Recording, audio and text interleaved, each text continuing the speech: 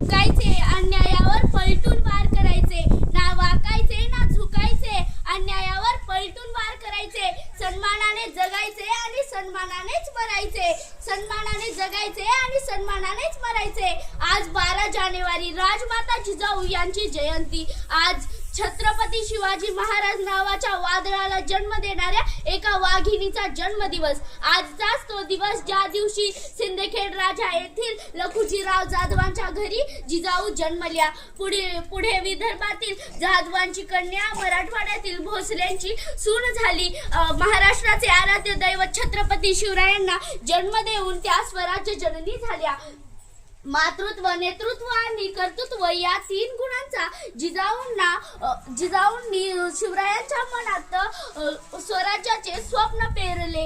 हे 18 पगड जातीतील मावळे जीवाला जीव देणारे साथीदार सोबतीला घेऊन शिवरायांनी हे स्वप्न सत्यात उतरवलं। 6 जून 1674 रोजी शिवरायांचा राज्याभिषेक झाला आणि मासाहेब जिजाऊ स्वराज्य जननी झाल्या। जाधवांची कन्या भोसल्यांची सून, जाधवांची कन्या भोसल्यांची सून, शिवबांची माता, भाग्य कोणते अजून, भाग्य कोणते अजून। मासाहेब जिजाऊ म्हणजे मंदिराचा उंच कळस, मासाहेब जिजाऊ म्हणजे अंगणातील पवित्र तुळस, मासाहेब जिजाऊ म्हणजे भजनात गुणगुणावी अशी संत वाणी, ज्यांनी फक्त छत्रपती घडविले नाही तर छत्रपती संभाजी महाराजांचा वाघाचा छावा सुद्धा घडविला।